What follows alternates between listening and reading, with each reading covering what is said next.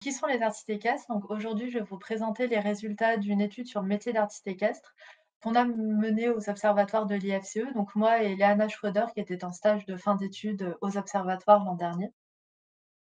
Pour commencer rapidement, pourquoi cette étude? Pourquoi est-ce qu'on a réalisé cette étude?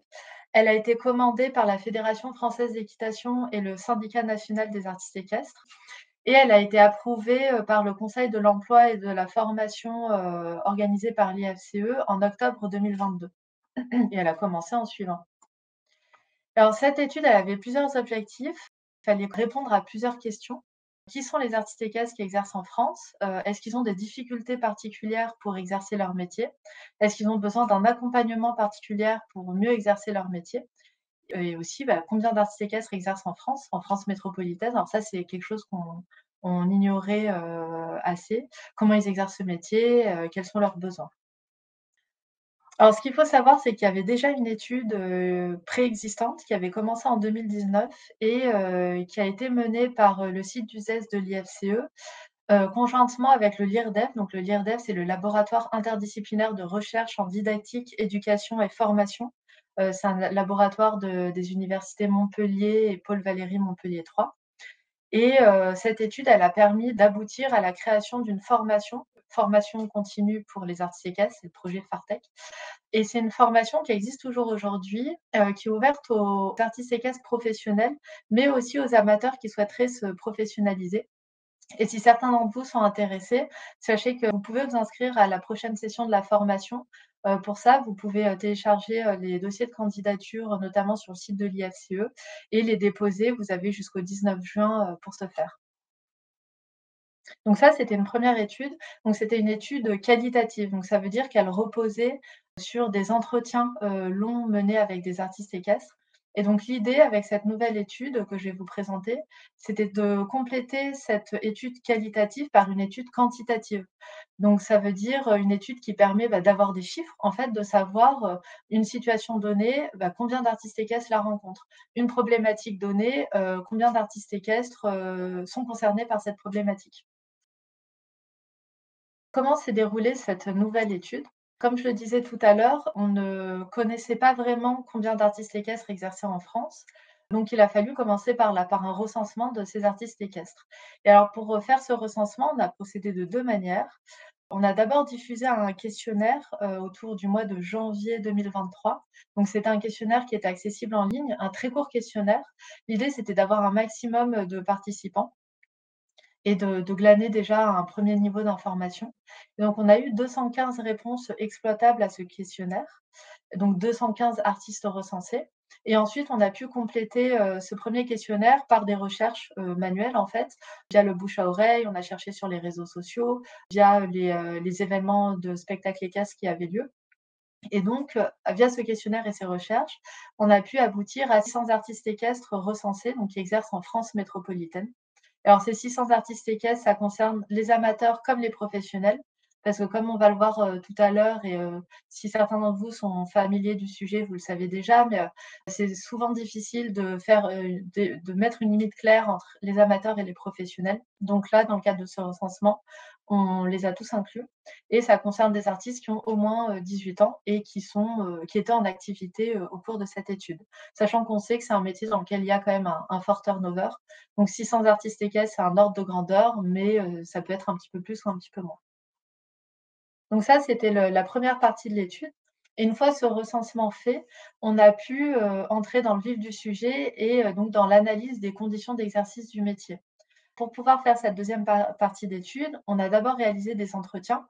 On a réalisé 33 entretiens avec des artistes équestres, mais aussi avec des personnes qui gravitent autour de ce milieu du spectacle équestre. Et grâce à ces entretiens, on a pu dégager des questions à aborder et un vocabulaire à utiliser dans un deuxième questionnaire qui a été lui aussi, diffusé, en ligne, autour de l'été dernier. Et c'est un questionnaire qui était beaucoup plus détaillé que le précédent, donc qui était beaucoup plus long. Donc on savait qu'on aurait moins de réponses, qu'au questionnaire précédent. Donc là, on a abouti à 171 réponses exploitables, sachant que ça fait 171 réponses sur 600 artistes équestres recensés. Donc on pouvait considérer qu'on était représentatif. Une fois ce questionnaire, diffusé, on a pu procéder à l'analyse, des réponses. Donc, je vais vous présenter maintenant. Alors d'abord, quelques généralités sur les participants à ce deuxième questionnaire. On a 6 professionnels sur 10, donc 6 artistes professionnels sur 10 qui exercent, ce métier, d'artiste équestre depuis plus de 10 ans. On avait une majorité de femmes, 67 de femmes, et là, la carte que vous voyez à gauche, c'est la répartition des lieux d'habitation des participants au questionnaire. Donc on voit que les régions les plus représentées, c'était l'Occitanie et les Pays de la Loire, ce qui était pas très surprenant parce qu'on sait que dans le sud de la France, il y a une tradition de spectacle équestre qui est assez forte, et dans les Pays de la Loire, il y a la présence du Puy du Fou, donc qui explique qu'il y a aussi, une forte proportion d'artistes, dans cette région. On a pu, répartir, les participants en 3 grandes, catégories. Il y a ceux qui sont, artistes équestres professionnels, mais pas seulement. C'est la catégorie la plus représentée, c'est 62 des participants.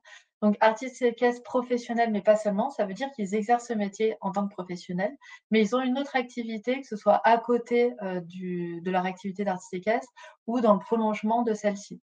On y reviendra tout à l'heure. Après, l'autre catégorie de professionnels, c'est ceux qui sont artistes équestres et uniquement artistes équestres. Ils n'ont pas d'autres activités, professionnelles à côté. Donc ça, c'est 16, c'était une minorité. Et viennent ensuite les amateurs, 22.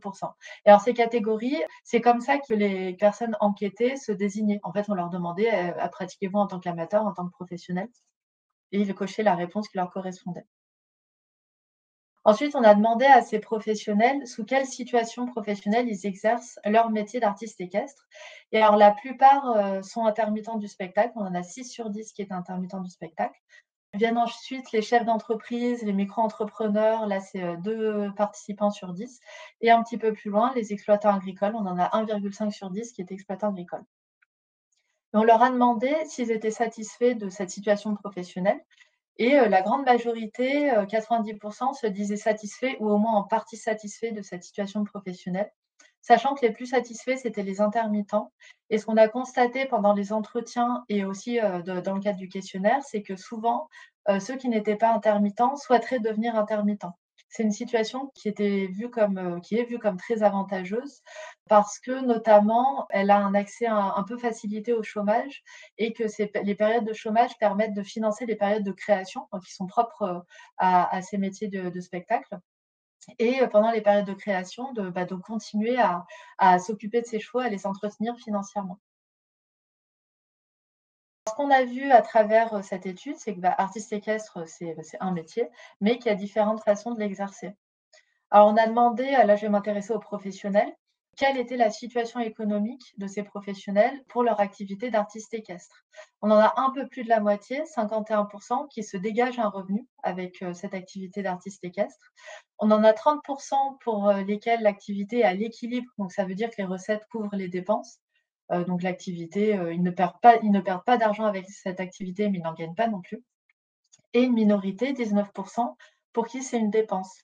Alors sachant qu'on obtenait à peu près, les mêmes résultats selon si, les personnes qui répondaient étaient artistes équestres uniquement ou artistes équestres pluriactifs. Alors dans le cas des pluriactifs, le fait que ce soit une dépense ou que l'activité d'artiste équestre soit à l'équilibre, on peut se dire que c'est pas très grave, ils ont une autre source de revenus. Par contre, la question, se pose un peu plus dans le cadre de ceux qui étaient artistes équestres uniquement. Bon comment est-ce qu'ils font pour vivre quand, l'activité est une dépense? On a aussi demandé à ces professionnels combien de chevaux de spectacle ils avaient en moyenne, donc ils en ont 5 en moyenne. C'est une moyenne, hein, donc il y en a qui en ont beaucoup plus ou beaucoup moins, mais c'était 5 en moyenne. Et ce qui explique aussi, pourquoi on a autant d'artistes équestres qui sont intermittents du spectacle et pas agriculteurs. Finalement, c'est que bon, le régime d'intermittence du spectacle, finalement, peut correspondre assez bien. Et la plupart des professionnels, hébergent leurs chevaux de spectacle à domicile, sachant que le à domicile peut parfois également être le lieu de travail. On s'est aussi intéressé à la formation des artistes équestres professionnels, à leur formation pour devenir, artiste équestre, mais pas seulement, aussi au diplôme de façon générale. Ce qu'il faut savoir, c'est qu'aujourd'hui, enregistré auprès de France Compétences, il y a une seule formation qui est celle qui est dispensée par le Centre national des arts du cirque et c'est une formation, en fait, on a très peu de participants à notre enquête qui, disaient avoir suivi cette formation et évidemment, il y a aussi la formation, dispensée, à Uzès, suite au projet Fartech, mais qui n'est pas inscrite auprès de France Compétences. Et donc, ce qu'on a compris, c'est que, la formation pour devenir artiste équestre est, surtout informelle. En fait, les artistes équestres se forment surtout, auprès d'autres artistes équestres ou seuls. Et concernant les autres diplômes, enfin les diplômes de manière générale possédés par les artistes équestres, on en a un sur 2 qui possède un diplôme agricole ou équestre. C'est souvent un diplôme qui permet d'enseigner, par exemple un BPGEPS pour devenir enseignant d'équitation. Et on a 8 professionnels sur 10 qui continuent à se former en art équestre tout au long de leur vie. Ça, c'est quelque chose qu'on a vraiment, très fortement ressenti pendant les entretiens, l'importance de la formation et de continuer à se former, tout le temps parce que ça permet d'avoir, un regard extérieur sur sa pratique et ça permet de gagner en qualité, de continuer à innover, d'avoir des critiques, constructives. Comme je l'ai dit tout à l'heure, la plupart des artistes équestres, sont artistes équestres professionnels, mais pas seulement. Ils ont une autre activité professionnelle à côté et cette activité professionnelle, c'est très souvent une activité liée aux chevaux. La plupart de ces plus réactifs, ils ont une activité d'enseignement, que ce soit en équitation ou en art équestre. C'est 8 plus réactifs sur 10 qui enseignent, enfin qui ont un diplôme en tout cas qui permet d'enseigner. L'autre activité la plus souvent, réalisée, c'est, tout ce qui est, les activités de cavalier, cavalier de débourrage en sport loisir, cavalier de valorisation et ensuite, viennent les activités de pension équestre. Alors là, je vais faire un petit, focus sur, les amateurs. Le troisième type d'artistes équestres, qu'on a recensé, ceux qu'on a appelés les amateurs passionnés. Eux se définissaient comme amateurs, mais on leur a quand même demandé s'ils avaient déjà perçu une rémunération pour cette activité d'artiste équestre. Et alors oui, on en a 4 sur 10 qui ont effectivement déjà perçu une rémunération. Alors ça, c'est assez, surprenant. Bah, alors on peut émettre 2 hypothèses. La première hypothèse, c'est que, les personnes qui ont répondu mettaient, dans rémunération leur défraiement. On peut parfois être défrayé quand on est amateur, mais il y a aussi, ceux qui, se dessinent comme amateurs, mais commencent à se professionnaliser. Donc ils commencent à avoir, une rémunération pour leur activité, mais voilà, ils ont du mal à franchir le cap, psychologique de se dire: «Bah, en fait, je suis payé, donc je suis pro, même si c'est pas mon activité principale». Et alors ça, bah, forcément, ça va créer une concurrence avec, les professionnels et donc on a demandé aux professionnels comment ils ressentaient cette concurrence créée par les amateurs. Donc dans le cadre du questionnaire, les professionnels pouvaient noter de 0 à 5 la concurrence ressentie par les amateurs. 0 c'était une concurrence, faible et 5 c'était une concurrence très forte et la concurrence, moyenne, elle a été notée à 3,4 sur 5, donc une concurrence assez forte. Pendant les entretiens, on a beaucoup parlé de cette concurrence des amateurs, avec les professionnels et ce qu'on a constaté, c'est qu'on pouvait faire 2 types de regards des professionnels sur les artistes équestres amateurs. On a certains professionnels qui nous disaient, «Bah oui, les amateurs, c'est une concurrence déloyale puisqu'ils nous obligent à casser nos prix». Un organisateur de spectacle équestre, s'il peut faire appel aussi bien à un amateur qu'à un professionnel, bon bah, moi, en tant que professionnel, si je veux m'aligner, l'amateur sera moins cher, donc bah, il faut que je baisse le prix de mes spectacles et c'est difficile d'en vivre.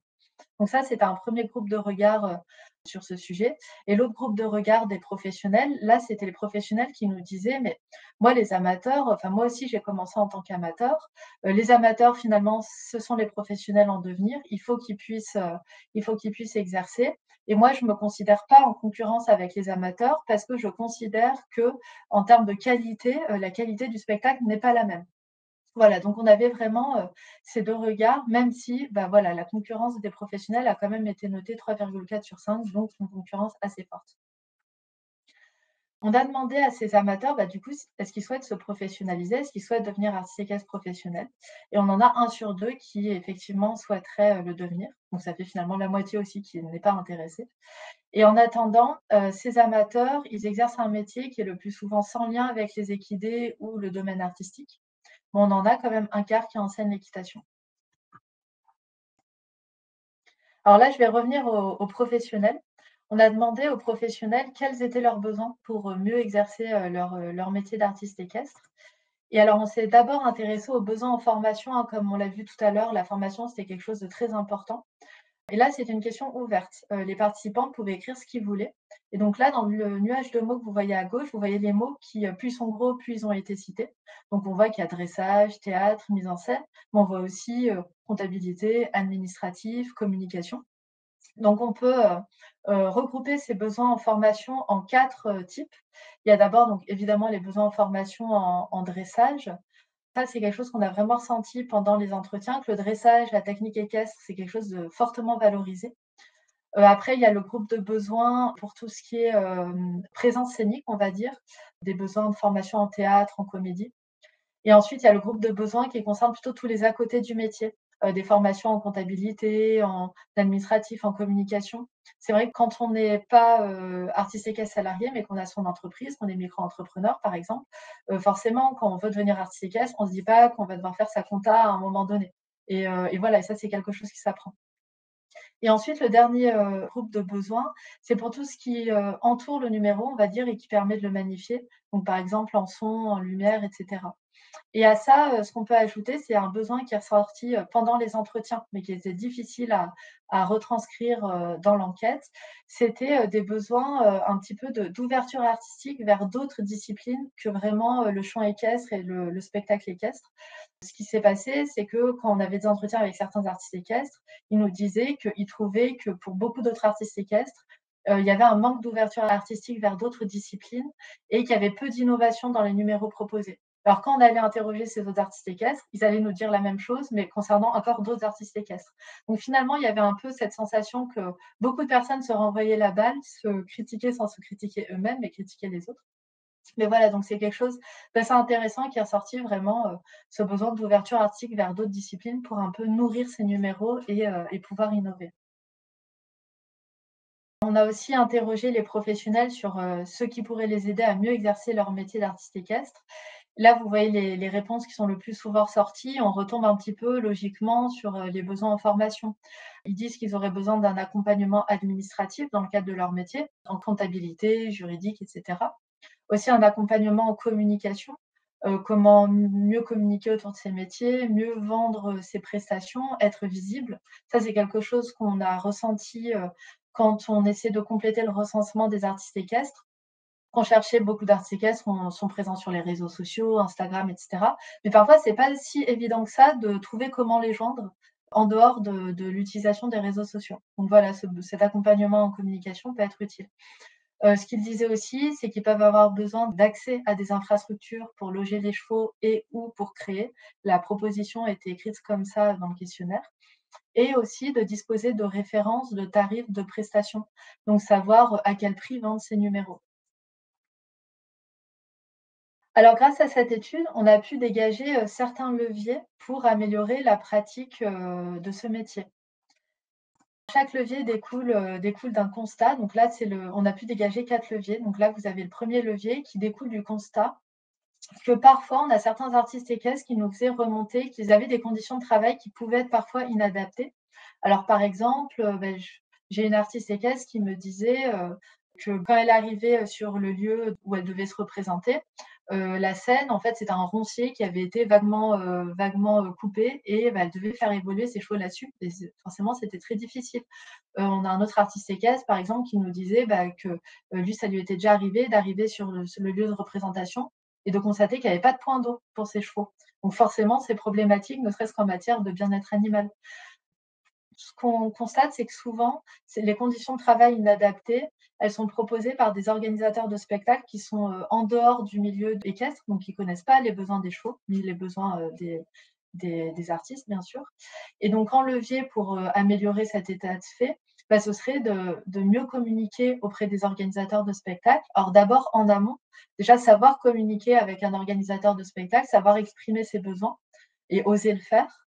Et ensuite, un autre levier qui pourrait être intéressant, c'est de créer une brochure synthétique à destination des organisateurs de spectacles.